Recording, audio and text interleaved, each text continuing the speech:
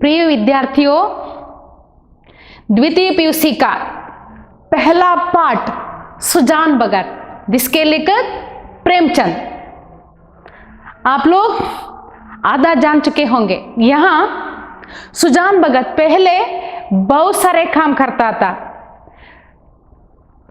खेती बाड़ी करता था, पौधे उगाता था, दाना कमाता था, खजाने में बखारी में अनाज रखने के लिए जगह न मिलता था। अब काम करना बंद किया, भगत बन गया, महतो छोड़कर भगत बन गया। भगत माने सन्यासी, सन्यासी का स्वीकार, सन्यासित्व का स्वीकार करने के बाद वो कामकाज करना बंद किया। घर में अनादर होने लगा। घर वाले माने बेटा भोला, शंकर, पत्नी बुलाकी अनादर करने से या उपेक्षा करने से क्या होने लगा, उसे दुख होने लगा। अधिकार उसके हाथ में न रहने के कारण भिक्षुक को भीख तक देने के लिए क्या है, घर में अधिकार न होने के कारण उन्होंने क्या योचन किया, दोबारा कामकाज करके खोया हुआ अधिकार हासिल करने के लिए प्रयत्न किया। कैसे? मेहनत करके, खूब मेहनत करके। हाँ, खेती बाड़ी करने के लिए बैलों को खेत की ओर लेके गया। सुबह से शाम तक जमीन जोतता ही रहा। उसके साथ काम करने वाले अन्य लोग थक गए, किसान सुजान न थका। बैलों को बेटा कहने पर बैलों को छोड़ दिया। छोड़ने के बाद भी वहां डांड फेंकने शुरू किया। बैलों को अब अकथनीय सुख मिलने लगा। कैसे? सुजान की गोद में पैर के बैलों को अकथनीय सुख मिलने लगा। सब लोग खेती में काम करके आराम कर रहे हैं, लेकिन किसान सुजान काम करते ही रहा। यहां तक आप लोग सुन चुके होंगे, जान चुके हैं। आइए अब यहाँ सुजान भगत के इस नवीन उत्साह पर गांव की टीकाएं हुई। नवीन उत्साह क्या है? बूढ़े आदमी सुजान यौवनावस्था में नहीं, वो बूढ़े बन गया है। बूढ़े होने के बाद भी उसे क्या चाहिए? कौन सी लालसा है? अधिकार की लालसा है। अधिकार के लिए उन्होंने क्या किया? खूब मेहनत, खूब परिश्रम, प्रयास करने लगा। गांव में रहने वाले लोग गलत किए तो भी लोग कुछ कहते हैं, सही किए तो भी लोग कुछ ना कुछ कहते ही रहते हैं ना। उनकी बात पर हम ध्यान न देना चाहिए। यहाँ लोग क्या कहने लगे? सुजान के इस नवीन उत्साह पर गांव की टीकाएं हुई, कमेंट्स लोग देने लगे। कैसे? निकल गई सारी भक्ति। क्या है? भक्ति। पहले वो सन्यासी था ना, सन्यासी का काम छोड़कर उन्होंने क्या किया? परिश्रम करने के लिए शुरू किया है ना, व्यस्त रहा है ना। हाँ, लोग क्या कहने लगे? निकल गई सारी भक्ति। बना हुआ था, माया में फंसा हुआ है। क्या है? माया बंधन में वो फंसा हुआ है। आदमी काहे को भूत है, वो आदमी नहीं है, भूत है। भूत जैसे वो काम करता ही रह रहा है। मगर भगत जी के द्वार पर अब फिर साधु संत आसन जमाए देके जाते हैं। देखिए, अब पहले भिखारी भीख मांगने आए तो भीख को देने के लिए घर वाले नहीं छोड़ते हैं या नहीं। वो भिक्षुक आकर खाली हाथ लौटाता। यह बहुत दुख हुआ किसे? सुजान को। अब क्या? भगत जी के द्वार पर अब फिर साधु संत आने लगे। उनका आदर सम्मान होता है। किसका? साधु संतों का आदर सम्मान होने लगा। अब की उसकी खेती ने सोना उगल दिया है। क्या है? खेती में सोना उगलना माने क्या है? फसल अच्छी तरह से होने के कारण, बहुत सारे दाना कमाने के कारण, उत्पत्ति होने के कारण क्या हुआ? वो सोने जैसे उगलने शुरू हुआ। बखारी में अनाज रखने की जगह नहीं मिलती। क्या है बखारी? बखारी माने धान्य भंडार, अर्जित किया गया दान भंडार है ना, या क्या कहते हैं, अनाज है ना, अनाज रखने के लिए एक जगह होता है ना, वहां उस स्टोर रूम या अनाज भंडार कुछ भी कहते हैं, बखारी ऐसे कहते हैं ना, वहां दाना रखने के लिए वो बखारे भी कम पड़ा, माने ज्यादा दाना या ज्यादा अनाज होने के कारण जगह ही नहीं मिलती।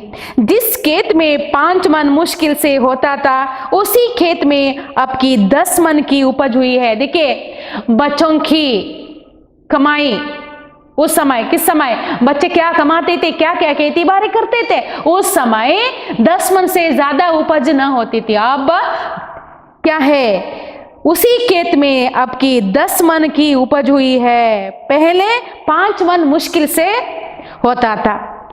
चैत का महीना था। देखिए चैत का महीना, चैत के महीने में खेत खलिहान किस तरह बहुत हरा भरा ही हम देख सकते हैं। वहाँ का वातावरण बहुत अच्छा लगता है, हमारे मन को बहुत खुश होता है। वहाँ का वातावरण यहाँ सुजान भगत इस तरह वर्णन किए हैं कि चैत का महीना था, खलिहानों में सतयुग का राज था। क्या है? सतयुग का राज माने चारों ओर पैर ही पैर, माने अनाज ही अनाज, राज माने अधिकार। यहाँ जगह जगह अनाज के ढेर लगे हुए थे। कहीं भी देखिए वहां क्या है? अनाज के ढेर। यही समय है जब कृषकों को भी थोड़ी देर के लिए अपना जीवन सफल मालूम होता है। देखिए खेतीबाड़ी करने के बाद, फसल उगाने के बाद या अनाज आने के बाद उन लोगों का मन क्या हो जाता है? खुश से नाच उठता है। परिश्रम का फल मिलने के बाद खेती बाड़ी करने वाले किसान लोग खुश हो जाते हैं ना। हाँ, जब गर्व से उनका हृदय उछलने लगता है। किनका हृदय? कृषकों का हृदय, किसानों का हृदय गर्व से, कुछ से उछलने लगता है। सुजान भगत टोकरे में अनाज भर भर कर देते थे और दोनों लड़के टोकरे लेकर घर में अनाज रखाते थे। कितने ही भाट और भिक्षुक भगत जी को घेरे हुए थे। देखिए बहुत सारे अनाज उसके आमने सामने होते ही उसे लेने के लिए साधु संत आए हैं, भाट और भिक्षुक आए हैं। उन लोगों को भी सुजान बहुत खुश से देने लगे। उनमें वो भिक्षुक भी था। कौन है? उस दिन आया था, बोला छोकरी छीन लिया है ना। छीनने के बाद क्या है? छोकरी छीनने के बाद क्या कहा? अनाज को अनाज की तरह ही, भिक्षुक भिक्षा को भिक्षा की तरह ही देना चाहिए, वहां ज्यादा नहीं देना चाहिए। इस तरह पिताजी को क्या कहा? आरोप किया है ना। उस दिन वो खाली हाथ लौट गया है ना। हाँ, वो भिक्षुक भी आया था जो आज से 8 महीने पहले भगत के द्वार से निराश होकर लौट गया था। उस दिन निराश होकर वो लौट गया था, है ना। वो आज आया है। सहसा भगत ने उस भिक्षुक से पूछा, क्यों बाबा, आज कहाँ कहाँ चक्कर लगाए हैं आप? आज बाबा माने भिक्षुक, हे भिक्षुक, आप आज कहाँ कहाँ चक्कर लगाए हैं, कहाँ कहाँ जाकर आए हैं? खाली हाथ, उस दिन खाली हाथ लौटे थे ना, उसी तरह कहीं जाकर खाली हाथ लौट आए हो? इस तरह भिक्षुक से पूछा। भिक्षुक, अभी तो कहीं नहीं गया भगत जी। देखिए अभी तो कहीं नहीं गया, पहले तुम्हारे ही पास आया हूं, पहले आपके पास ही आया हूं। भगत, अच्छा तुम्हारे सामने यह ढेर है, क्या है? सुजान भिक्षुक से कहते हैं, तुम्हारे सामने इतने सारे ढेर है, क्या है? हिप है। इसमें से जितना अनाज उठाकर ले जा सको जाओ, जिसमें जितना अनाज उठाकर ले जा सको ले जाओ। इस तरह सुजान ने भिक्षुक को कहते हैं। इस वाक्य को किसे कहा? इस वाक्य को सुजान ने भिक्षुक से कहा। इस वाक्य को सुजान ने भिक्षुक से कहा। भिक्षुक ने क्षुब्ध नेत्रों से ढेर को देखकर कहा, इस तरह क्षुब्ध नेत्र से देखकर कहा, जितना अपने हाथ से उठा कर दे दोगे उतना ही लूंगा। नहीं, मैं नहीं लेना चाहती हूँ, आप दिए तो मैं ले लूंगा। इस तरह भिक्षुक ने कहा। भगत, नहीं, तुमसे जितना उठ सके उठा लो। तुम्हें कितना चाहिए, कितना उठाने के लिए सामर्थ्य है, उतना आप ले जाना चाहिए। भिक्षु के पास एक चादर थी, एक बेड स्प्रेड चादर थी। उसने कोई 10 सेर अनाज उसमें भरा और उठाने लगा। उस चादर में कितने अनाज? 10 सेर अनाज भरा और चादर उठा लिया। संकोच के मारे और अधिक भरने का उसे साहस ना हुआ। देखिए हेजिटेशन है ना, हाँ जितना चाहिए उतना ले लीजिए, इस तरह कहने पर अच्छे लोग ज्यादा नहीं ले जाते है या नहीं, शर्मिंदा के मारे। हमारा मन चाहे तो भी हाँ हम दिखा नहीं सकते, हाँ इतना ही काफी है काफी है, इस तरह कहते हैं। उसी तरह भिक्षुक ने कहा। भगत उसके मन का भाव समझकर आश्वासन देते हुए बोले, बस इतना तो एक बच्चा उठा ले जाएगा, है ना। आप 10 सेर चादर में भर ले है ना, यह बच्चे भी लेके जाएगा, लेकिन आपको चाहिए तो ले जाइए, कितना चाहिए तो उतना ले जाइए, मैं कुछ भी नहीं कहूंगा, आपके लिए ही है यह। ऐसे कहने पर क्या उसका मनस्थिति या जानकर उठाने के लिए कहा। भिक्षुक के पास ये क्या है, भिक्षुक ने बोला कि और संदिग्ध नेत्रों से देखकर कहा। देखिए उस दिन छीन लिया है ना, कौन? बोला ने। हाँ इस समय सुजान ने क्या कहा कि जितना चाहिए उतना ले लीजिए, जितना चाहिए उतना ले लीजिए। इसे कहने पर क्या भिक्षुक ले सकता है? उस समय बोला आकर छीन लिए तो वो डर भी उसके मन में है, इसीलिए वो ज्यादा नहीं ले लिया। भिक्षुक ने बोला कि और संदिग्ध नेत्रों से देखा, संदिग्ध वो छीनने आएगा या छोड़ेगा, इस तरह की भावना से देखा। मेरे लिए इतना ही काफी है, बहुत है। भगत नहीं, तुम सकुचाते हो, सकुचाना माने हेजिटेशन करना, अभी और भरो। भिक्षुक ने एक पसेरी अनाज और भरा, देखिए एक थोड़ा सा अनाज और भरा, फिर भोला की ओर सशंका दृष्टि से देखने लगा। भगत उसकी ओर क्या देखते हो बाबूजी? उसकी ओर देखने की कोई आवश्यकता नहीं है, भोला की ओर देखने की आवश्यकता नहीं है, उससे डरने की कोई आवश्यकता नहीं है। ऐसे जोर से कहा, मैं जो कहता हूं वो करो, तुमसे जितना उठाया जा सके उठा लो। भोला को देखने की आवश्यकता नहीं है, आपको जितना चाहिए उतना आप लोग उठा लीजिए, उससे मत डरिए, इस तरह सुजान ने कहा। भिक्षुक डर रहा था कि कहीं उसने अनाज भर लिया और भोला ने गठरी न उठाने दी तो, है ना, अनाज भर लिया तो भोला ने गठरी न उठाने दी तो शर्मिंदा है या नहीं। सब भिक्षुक है, सब भाट लोग है ना, भीख लेने आने वाले लोग बहुत सारे हैं, उनके सम्मुख क्या होगा? परिहास होगा, अपहास्य होगा। भिक्षुक कितना, वे क्या कहते हैं, और भिक्षुकों को हंसने का अवसर मिल जाएगा, है ना। सब यही कहेंगे कि भिक्षुक कितना लोभी है। देखिए भिक्षुक लोभी, ग्रीडी न होना चाहिए, है या नहीं। भिक्षुक भीख एक दिन के लिए, रोज वे भीख लेते हैं दूसरों से, है या नहीं, उतना ही काफी है। वो इकट्ठे करने की इच्छा उसके मन में, उनके मन में न होना चाहिए। लोग हंसेंगे, ऐसे किए तो क्या अन्य भिक्षुकों को क्या है, हंसने का अवसर मिल जाएगा। सब यही कहेंगे कि भिक्षुक कितना लोभी है। उसे और अनाज भरने की हिम्मत नहीं पड़ी, उस भिक्षुक को और भी अनाज भरने की हिम्मत नहीं पड़ी। तब सुजान भगत ने चादर लेकर उसमें अनाज भरा और गठरी बांध कर बोले। देखिए सुजान भगत ने फिर उस चादर में और भी अनाज भरा और क्या कहा, गठरी बांध कर बोले, इससे उठा लो, जाओ इसे उठा ले और जाइए, इस तरह कहा। बाबा इतना मुझसे उठा ना सकेगा, इतना अनाज मैं उठा नहीं सकता। इस वाक्य को किसने कहा? इस वाक्य को भिक्षुक ने सुजान से कहा। इस वाक्य को भिक्षुक ने सुजान से कहा। किसने किससे कहा? 4 अंक के लिए आएगा, इस पाठ से 1 जरूर आएगा। बाबा इतना मुझसे उठ ना सकेगा, इस वाक्य को किसने किससे कहा? इस वाक्य को भिक्षुक ने सुजान से कहा। भगत अरे इतना भी ना उठ सकेगा, बहुत होगा तो मन भर, भला जोर से लगाओ, देखो उठा सकते हो या नहीं, जोर से लगाओ, उठने के लिए कोशिश करो, हो सकता है, इस तरह सुजान ने कहा। भिक्षुक ने गठरी को आजमाया, आजमाया माने जांचना, परीक्षा करना। भारी थी, उसमें 10 सेर नहीं और भी ज्यादा, जगह से हिली भी नहीं, उसे ऐसे हिला भी नहीं सका।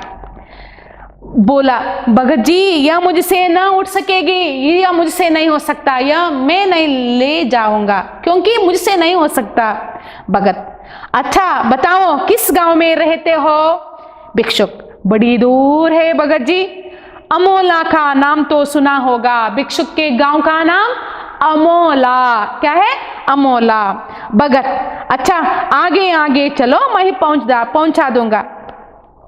उस गठरी को भिक्षुक के गांव है ना अमोला तक पहुंचाने का काम किसने किया? सुजान ने किया। यह कहकर भगत ने जोर लगाकर गठरी उठाई, सिर पर रखकर भिक्षुक के पीछे हो लिए। देखने वाले भगत का यह पौरुष देखकर चकित हो गए। बूढ़े आदमी भगत गठरी को हिलाकर उठाया, अपने कंधे पर अपने सिर पर रखकर क्या भिक्षुक के पीछे पीछे चलने लगा। इसे देखकर वहां रहने वाले लोग दंग रह गए। 8 महीने के निरंतर अविरल परिश्रम का आज उन्हें फल मिला था। देखिए यहाँ प्रश्न करने वाले कोई नहीं है, आप उतना क्यों दे रहे हैं मत दीजिए, ऐसे कहने वाले कोई नहीं है, किसी को भी हिम्मत नहीं है, क्योंकि किसकी कमाई है? सुजान की कमाई है। सुजान की कमाई होने के कारण सब माने कौन? बुलाकी भोला शंकर मुंह बंद करके खड़े हैं। आज उन्होंने अपना खोया हुआ अधिकार फिर पाया था। देखिए खोया हुआ अधिकार कैसे या फिर कैसे पाया, समझ में आया है ना? हाँ, वही तलवार जो केले को भी नहीं काट सकती, सान पर चढ़कर लोहे को काट देती है ना। रस्ट माने क्या है? अंग्रेजी में रस्ट कहे तो हिंदी में कहते हैं जंग।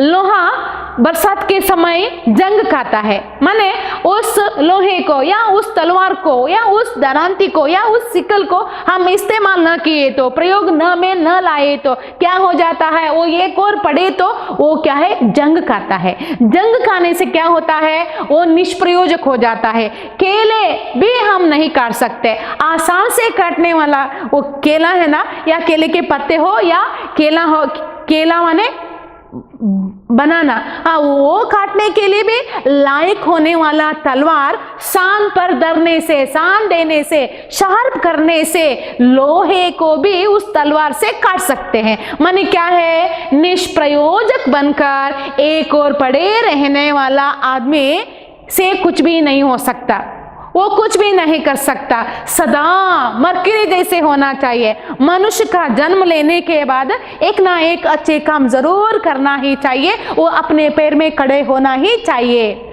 दूसरों की कमाई पर लालसा न करना चाहिए, मेहनत करके खूब कमाना ही चाहिए। इसलिए यहाँ सुजान भगत एक और बैठा था अधिकार के लिए, खोया हुआ अधिकार फिर वापस कमाने के लिए, पाने के लिए खूब मेहनत किया, मेहनत करके फसल उगाया, अनाज पा लिया, उस अनाज को दूसरों को देने के लिए शुरू किया है। नहीं, इसमें किसी का अधिकार नहीं है, इसमें अधिकार होगा किसका? सुजान का ही है। यहाँ तलवार कौन है? तलवार सुजान है, जो केले को भी नहीं काटा सकती, सान पर चढ़कर लोहे को काट देती है। सान पर शार्प करने के बाद उस तलवार के द्वारा लोहे को, आयन को भी हम काट सकते हैं।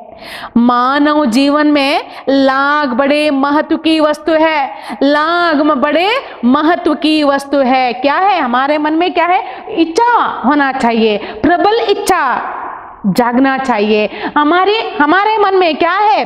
अथक परिश्रम करने का क्या होना चाहिए? छल नहीं, चैलेंज होना चाहिए। यहाँ क्या है?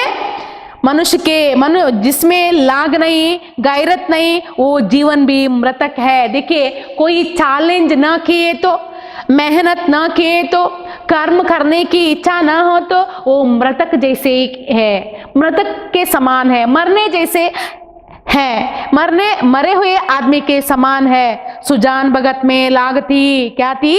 लाग थी। क्या है? लाग माने लगन थी, तीव्र इच्छा थी, करने का मन, क्या करने का? काम करने का मन था, जिसमें लाग नहीं, गायरत नहीं, वो जवान भी मृतक है। सुजान भगत में लाग थी और उसी ने उन्हें अमानुषीय बल प्रदान कर दिया था। हाँ, उसके मन में एक ही इच्छा, वो प्रबल इच्छा, कौन सी इच्छा? यह अधिकार मुझे चाहिए, मुझे फिर खोया हुआ अधिकार पाना चाहिए। इस लाग से यह सब किया, दूसरों को दे दिया, भिक्षा के रूप में दे दिया।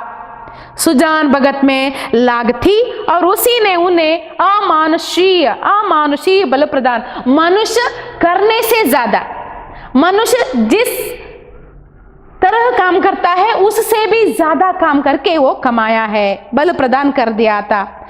चलते समय उन्होंने बोला कि ओ सगर्व नेत्रों से देखा। देखिए, गठरी अपने सिर पर रखकर भिक्षु के पीछे पीछे चला है ना, उस समय अपने बेटे बोला है ना, बोला कि और सगर्व आंखों से, नेत्रों से देखा। देखिए, सगर्व माने गर्व है, वो कोई बीच में आकर ऑब्जेक्शन नहीं करेगा, वो हिम्मत उस पर नहीं है। क्यों? किसका अधिकार है? किसकी कमाई है? पापा की कमाई है, सुजान की कमाई है, इसलिए वो नहीं बोल सकता। पहले किस तरह बोलता था उस तरह वो अब नहीं बोल सकता। यहाँ चलते समय उन्होंने बोला कि और सगर्व नेत्रों से देखा और बोले, ये भाट और भिक्षु खड़े हैं। देखिए, अन्य भाट और भिक्षु खड़े हैं ना, उन लोगों को कितना चाहिए उतना देना चाहिए, कोई खाली हाथ ना लौटने पाए, वे लोग खाली हाथ न लौटना चाहिए। मैं ये गठरी वहां रख के आऊंगा, इन लोगों को दे दो। देखिए, वे कोई भी खाली हाथ न लौटना चाहिए। इस तरह आज्ञा देकर भिक्षु के पीछे चले गए। कहाँ चले गए? अमोला की ओर। बोला, सिर झुकाए खड़ा था, पापा के सम्मुख कोई बात न कर सकता क्योंकि हिम्मत न था। यहाँ उसे कुछ बोलने का हौसला न हुआ, धैर्य नहीं। वृद्ध पिता ने उसे परास्त कर दिया था। यौवन बेटे को वृद्ध पिता ने परास्त किया था, हरा दिया था। पराजय यहाँ किसने स्वीकार किया? पराजय बेटा बोला ने स्वीकार किया। यहाँ इस कहानी में किसने जीत लिया? सुजान ने जीत लिया है। देखिए, हमसे असंभव कार्य कुछ भी नहीं है। हम क्या करने की इच्छा, लगन हमारे मन में रखते हैं, लागू करते हैं, वो जरूर कर सकते हैं। हमारे मन में क्या होना चाहिए? तीव्र इच्छा होना चाहिए। असंभव को संभव करने वाली चीज प्रेम है। प्रेम के द्वारा हम प्यार से दूसरों को भी दे सकते हैं। अब आइए मुहावरे देखिए। कंचन बरसना, आमदनी बढ़ना, फूले न समाना, अत्यधिक खुश होना, मोह की खाना, हार जाना, पद पानी बनाना, सम्मान बढ़ाना, दम न लेना, कठिन परिश्रम करना, कमर सीधी करना, आराम करना, तिनक जाना, क्रोधित होना, नाम जगाना, कीर्ति पाना। एक वाक्य का प्रश्नोत्तर देखिए, मैंने पहले ही आपको कह चुकी थी। क्या?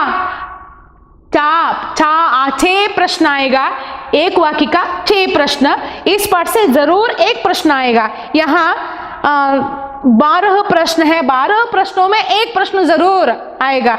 आइए, सीधे साधे किसान धन आते ही किस ओर झुकते हैं? देखिए, आपका उत्तर होगा धर्म और कीर्ति की ओर। उत्तर एक शब्द या शब्दांश में लिखना चाहिए, सेंटेंस के द्वारा लिखने की कोई आवश्यकता नहीं है। आपका उत्तर, सीधे साधे किसान धन आते ही किस ओर झुकते हैं? धर्म और कीर्ति की ओर। कानन गो इलाके में आते तो किसके चौपाल में ठहरते? सुजान महतो के। सुजान ने गांव में क्या बनवाया? पक्का कुआं। सुजान की पत्नी का नाम बुलाखी। सुजान के बड़े बेटे का नाम भोला। सुजान के छोटे बेटे का नाम शंकर। कौन द्वार पर आकर चिल्लाने लगा? भिक्षुक। अब बुढ़ापे में आदमी की क्या मारी जाती है? बुद्धि। घर में किसका राज होता है? कमाने वालों का। या जो कमाता है उसका। घर में किसका राज होता है, समझ में आया ना। कटिया खा ढेर देखकर कौन दंग रह गई, बुलाकी। सुजान की गोद में सिर रखे किन्हें अकतनी सुख मिल रहा था, बैलों को।